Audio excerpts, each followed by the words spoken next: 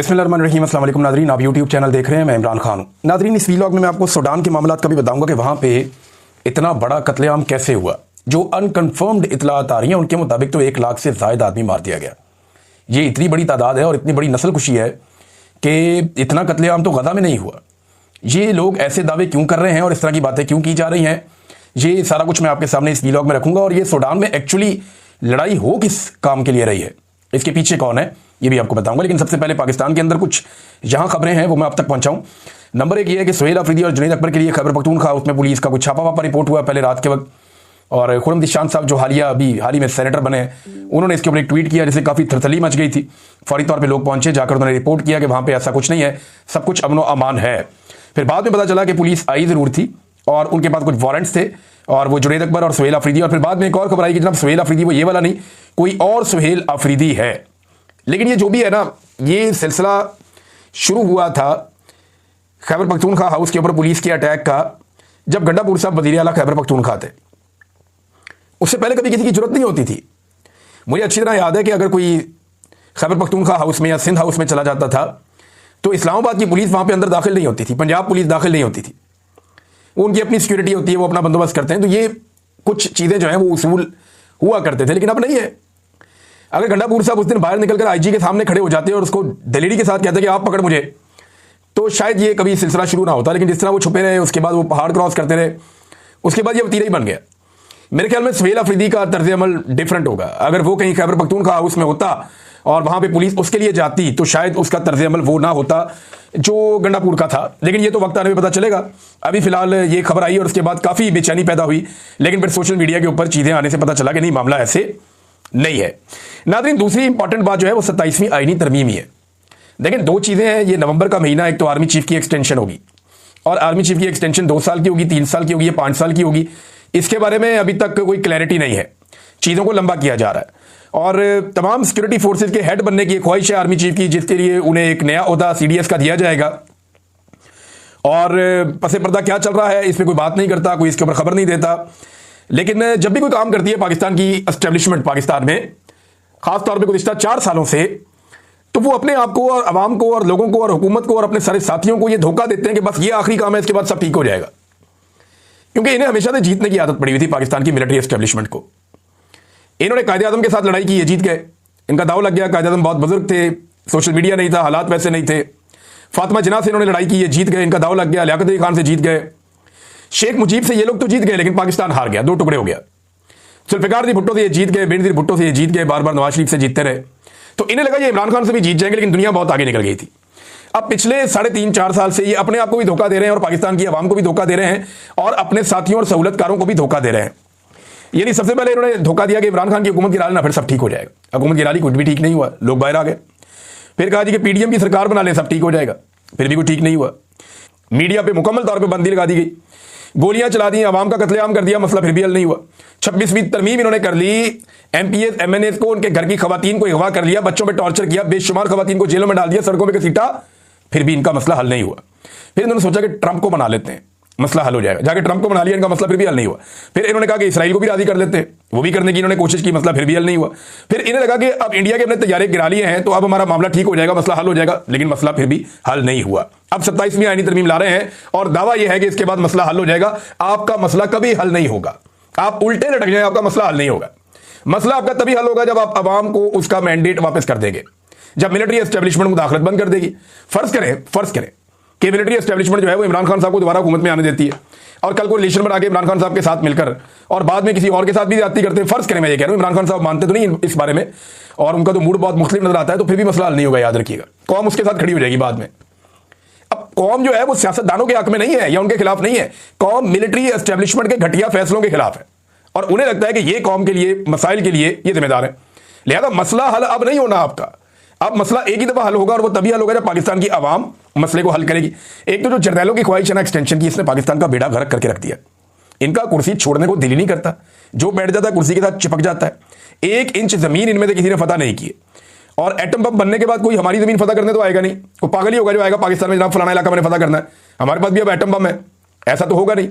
तो ये मेरे लिए बड़ी हैरत की बात है कि कोई फतूहात नहीं है। कश्मीर हमारा वैसे ही मकबूजा है, भारत ने हमारा पानी रोका हुआ है लगातार, इसके बावजूद कुर्सी से जो चिपक जाता है वो उतरता ही नहीं है। आप जितने जर्नैल देख लें, कोई एक मुझे आप बताएं जो आराम से छोड़कर गया हो।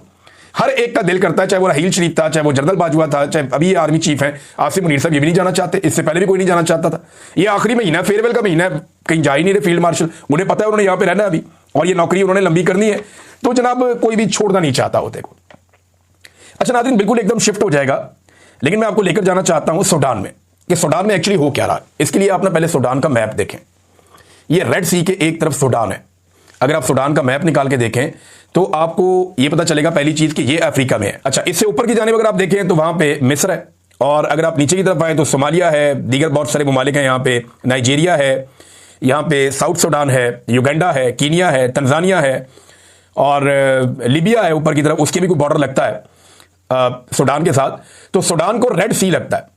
अगर आप मदीना मुनव्वरा और मक्का मुकरमा से समंदर की तरफ जाएं, सऊदी अरब से मदीना मुनव्वरा से भी या मक्का मुकरमा से आप समंदर की जानिब जब ट्रेवल करते हैं तो सामने वाला एरिया जो है वो मिस्र का और सूडान का आता है। ये एरिया सामने है, और यहां पे जो समंदर की पट्टी है वो बहुत बारीक हो जाती है। यानी यहां पे रवायती कश्तियों के ऊपर भी लोग एक दौर में बड़ी कश्तियों के ऊपर इसको समंदर को क्रॉस करते रहे हैं। तो ये कोई इतना लंबा चौड़ा नहीं है, यानी जितना ओमान से पाकिस्तान का फासला है सामने दिखाई भी देता है, ये उससे बहुत कम फासला, उससे कई गुना कम फासला। तो एक तो आपने इसकी लोकेशन देख ली कि अफ्रीकी मुल्क है और अरब ममालिक के बिल्कुल ये करीब है सूडान।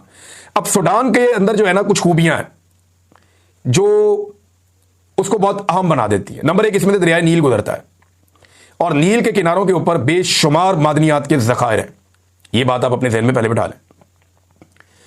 और दूसरी बात यह है कि यहां पे रेगिस्तान भी है इस मुल्क में, यहां पे बहुत बड़ी और जबरदस्त सरसब्ज चरागाहें भी हैं, और इसका मौसम भी अरब ममालिक से ज्यादा बेहतर है। यहां बहुत कीमती जानवर भी हैं, यानी यहां की गायें हैं वो जो आप देखते हैं कभी वीडियोस के अंदर के बहुत लंबे लंबे सींग ऐसे चांद की तरह बने होते हैं, बहुत बड़े सींग वाली जो गायें होती हैं सफेद रंग की या दूसरे रंगों की, वो ये इस मुल्क की है। एक्चुअली वो यहां सूडान में पाई जाती हैं। यहां के अपने मवेशी, यहां के अपने जानवर, घोड़े, वो यहां के बड़े मकबूल है। तो यहां बहुत सारे लोग जो है वो जानवरों के जरिए से उनका माश है, लेकिन खेती बाड़ी बहुत बड़े पैमाने पे यहां पे होती है। बड़ी जरखेज जमीन है। जो खित्ता अरब है वो जमीन इतनी जरखेज नहीं है, वहां पे इतनी हरियाली नहीं है, लेकिन यहां हरियाली बहुत है। बहुत बड़ी बड़ी चरागाहें हैं यहां पे, बहुत बड़े बड़े खेत हैं यहां पे, और दरियाए नील इसके बीच में गुजरता है। तो बेशुमार यहां पे अजनास होती हैं, यानी 60% इनकी जो एक्सपोर्ट्स हैं वो इनकी जो ज़रई अजनास हैं उनसे मुंसलिक हैं। तो वसाइल इसके पास बहुत हैं। और ये पूरा जो अफ्रीका है ये एक्चुअली तो सोने से लदा हुआ पूरा बर-ए-आज़म है अफ्रीका। इसके अंदर जो सूडान है वो तीसरा बड़ा हब है सोने का। यहां इतना सोना है कि 2017 के एक साल में यहां से 107.3 टन से ज्यादा सोना निकला था। 107.3 टन से ज्यादा सोना। एक टन में 1000 केजी होता है, 10 टन में 10,000 केजी होते हैं, और अगर आप 100 टन की बात करें तो उसके अंदर फिर आप अंदाजा करेंगे कितना होता है, 1 लाख केजी। तो जनाब ये जो है यहां से सोना निकला 160 टन सिर्फ 2017 में। पिछले साल 2024 में यहां से जो सोना निकला था वो 64 टन सोना यहां से 2024 में निकला था। अब इसकी मालियत कितनी होती है देखिए, पिछले साल जो निकला वो $7 अरब से जायद का था। पिछले साल जो सोना निकला था। सोना सूडान के मुख्तलिफ इलाकों में फैला हुआ है। ये जो कत्लेआम सूडान में हो रहा है ये उन्हीं एरियाज में हो रहा है जहां पे मादनियात ज्यादा है। पाकिस्तान का मॉडल आपको पता है, ऑपरेशन वहीं पे होते हैं, हालात वहीं खराब होते हैं जहां पे मादनियात होती हैं। इसी तरह जहां पे वसाइल होते हैं वहीं पे मामला खराब हो जाते हैं। ये पुराना कानून है दुनिया का। तो अब सूडान के अंदर जिन इलाकों में सोने के बड़े बड़े जखायर हैं उन्हीं इलाकों के अंदर जो है वो शोरिश है और एक लड़ाई चल रही है, और सोना बड़े पैमाने पे सूडान से बाहर निकलकर स्मगल भी हो रहा है। यानी अगर सूडान की जो कैपेसिटी है वो इतनी है कि आप 7 से 10 अरब डॉलर का सोना बड़े आराम से हर साल आप सूडान में से निकाल सकते हैं, और ये बहुत बड़ी अमाउंट है। पाकिस्तान 1 अरब डॉलर के लिए, 2 अरब डॉलर के लिए पाकिस्तान कभी इधर भागता है, कभी उधर भागता है, कभी उधर भागता है। और सूडान के अंदर सिर्फ मैं सोने की बात बता रहा हूं। अभी ज़रई अजनास की बात मैंने आपको नहीं बताई, अभी मैंने उनकी दूसरी अजनास की बात आपको मैंने नहीं बताई, जो दूसरी तीसरी मादनियात है उनकी बात मैंने आपको नहीं बताई, सिर्फ सोने की बात बता रहा हूं। उनके जो दीगर मादनी ज़खायर हैं पेट्रोलियम के या दीगर, उनके बारे में भी मैंने कुछ आपको नहीं बताया, क्योंकि गरीब मुल्क है तो बहुत सारी चीजें भी एक्सप्लोर होना बाकी है। लेकिन सूडान के अंदर बेशुमार मादनियात हैं जिनमें सोना तीसरे नंबर पर अफ्रीका में सबसे ज्यादा है।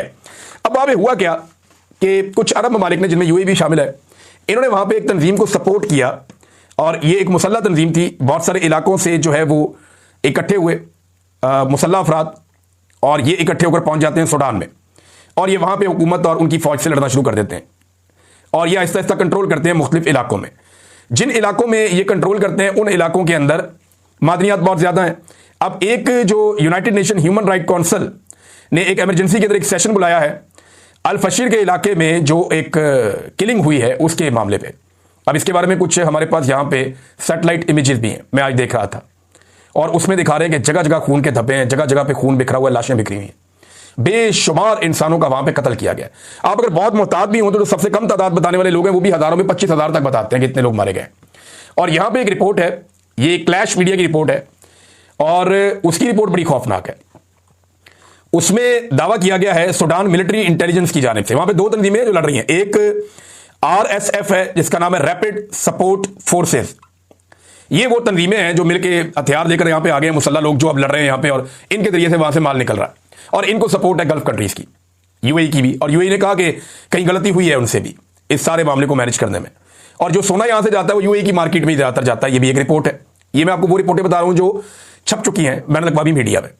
अब उसमें जो ये जो क्लैश रिपोर्ट है, इसमें सूडान की जो मिलिट्री इंटेलिजेंस है वो दावा करती है कि 1,65,000 civilian women, kids and man were massacred in 2 days इन अल फशर, कि अल फशर के इलाके में 2 दिन में 1,65,000 सिविलियन खवातीन, बच्चों को और मर्दों को कत्ल कर दिया गया, कत्लेआम कर दिया गया, मसक्कर हो गया वहां पे।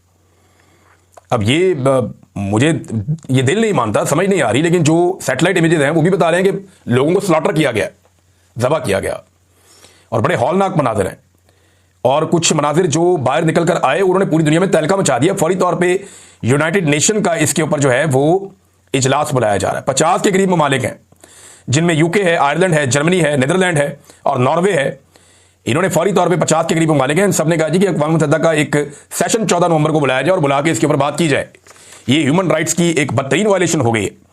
जो सूडान में दूसरी फोर्स है वो सूडान आर्म फोर्सेज है, यानी SAF, और जो उनके खिलाफ लड़ रही है फोर्स वो RSF। इनको हथियार जो है वो बाहर से मिल जाते हैं और इन लोगों ने आपस में लड़ लड़ के तबाही फेरी हुई है, जबकि अवाम का कत्लेआम बहुत बड़े पैमाने पर हुआ है और सोना उसकी एक बड़ी वजह अब तक की इतला के मुताबिक बताया जा रहा है।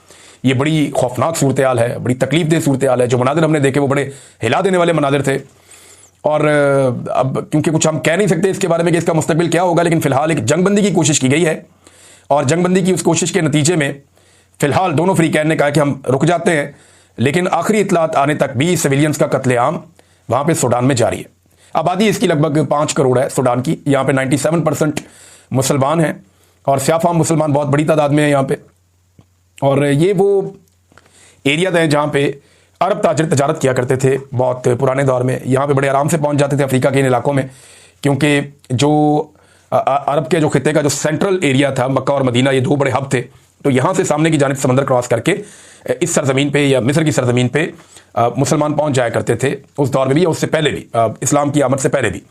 नाज़रीन, एक और खबर है मैं आपके सामने रख देता हूं, ये इंटरेस्टिंग आपके लिए होगी। मैंने थोड़े दिन पहले आपको बताया था इमरान खान साहब जो किताबें पढ़ रहे हैं ना जेल में, उनमें एक बहुत बड़े इस्लामिक स्कॉलर हैं जिनकी किताबें वो पढ़ रहे हैं। उनका नाम है शेख इमरान हुसैन साहब।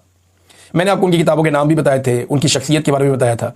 इस वक्त वो दुनिया के अंदर आलम इस्लाम के बड़े स्कॉलर्स के अंदर एक है और उनकी तहरीरें बड़ी शानदार हैं, उनके लेक्चर्स बड़े शानदार हैं, उनकी क्लैरिटी बहुत है इस्लाम के लेक्चर्स के अंदर, और उनकी बड़ी खिदमात भी हैं इस्लाम के हवाले से। तो उन्होंने एक स्टेटमेंट जारी किया। उन्होंने कहा जी इमरान खान जेल में मेरी किताबें पढ़ रहे हैं, मैं एक और किताब लिखकर उनके नाम करूंगा, ये मैं किताब लिखूंगा इमरान खान के नाम उसको करूंगा किताब को कि मैं उनके लिए लिख रहा हूं। अगर इमरान खान मुसलमानों के लिए आज़ादी की जंग लड़ते हुए जेल में शहीद हो गए तो मोहम्मद अली जिन्ना से जा मिलेंगे, और अगर रिहा हुए तो वज़ीर आज़म बनेंगे। इमरान खान को बताओ कि तुम अकेले नहीं हो, तुम्हारा ये कारवान जन्नत में जाएगा या इस दुनिया में कामयाब होगा। शेख इमरान हुसैन साहब का एक स्टेटमेंट, इस उर्दू में ट्रांसलेट किया हमारे S अहमद साहब ने, सोशल मीडिया एक्टिविस्ट ने, उन्होंने इसको ट्रांसलेट किया था। मैंने वहीं से पढ़ के आपको सुना दिया। मैंने खुद ये मेहनत नहीं की, लेकिन मैंने उनका स्टेटमेंट सुना है, वो मिलती जुलती ऐसी बात है उन्होंने जो की है शेख इमरान हुसैन साहब ने। तो इमरान खान साहब के लिए अब शायद वो एक किताब और लिखें। अभी उनकी काफ़ी ज़्यादा एज है, बहुत ज़्यादा नॉलेज है उनके पास, पाकिस्तान के अंदर बड़े बड़े स्कॉलर्स उनको पढ़ते हैं, सुनते हैं। और मैंने पहली मरतबा मेरा जो तारुफ इनके साथ हुआ शेख इमरान हुसैन साहब के साथ, वो मुझे औलिया मकबूल जान साहब ने करवाया। उनके पास बहुत सारी किताबें थी, तो वहाँ से मुझे पहली मरतबा पता चला था। नाज़रीन, एक वो स्कॉलर हैं और एक पाकिस्तान के अंदर है, मजहबी सियासी जमातें। अब सेनेटर मुश्ताक साहब ने तो पोल खोल के रख दिए हैं सारे के सारे जो जमात इस्लामी के हैं। मैं हैरान हो रहा था उनका स्टेटमेंट सुन के, और मैं परेशान भी हो रहा था कि ये क्या चल रहा है पाकिस्तान में। जमात इस्लामी हमें तो कुछ और कहती है मंजर आम पे, लेकिन पसे पर्दा वो क्या करती है और किस तरीके के काम करती है, मैं हैरान था। यानी सेनेटर मुश्ताक अहमद साहब ने इंकशाफ किया कि हाफिज नईम के कहने पर मैंने सेव गज़ा कंपेन ख़त्म कर दी। जो सेव गज़ा की एक कंपेन चल रही थी इस्लामाबाद में, वो ख़त्म करने के लिए जमाते इस्लामी के अमीर ने कहा था। फिर उन्होंने कहा कि उनके कहने पर मैंने मंजूर पश्तीन और महारंग बलोच के प्रोग्रामों में जाना भी बंद कर दिया। बड़ी हैरत की बात है मेरे। बल्कि उन्होंने थोड़े दिन पहले यह भी बताया था कि जब मैं गजा जाना चाहता था तो जमाते इस्लामी की क़यादत ने मेरे रास्ते में रोड़े अटकाए और कोशिश की कि मैं गजा ना जा पाऊं, तो फिर मैं मलेशिया से वहां से गजा के लिए गया था। ये जनाब जमाते इस्लामी का एक अजीबोगरीब किरदार है। पाकिस्तानियों को बताते हैं इनसे बड़ा मुसलमान कोई नहीं है और इनसे बड़ा इस्लाम और मुसलमानों का हमदर्द कोई नहीं है, और दूसरी तरफ जो है वो पसे पर्दा ये एस्टेब्लिशमेंट जैसे चाहती है वैसे करते भी रहते हैं। मुझे हैरत होती है। अब तक के लिए इतना ही। अपना ख्याल रखिएगा, अपने चैनल का भी। अल्लाह।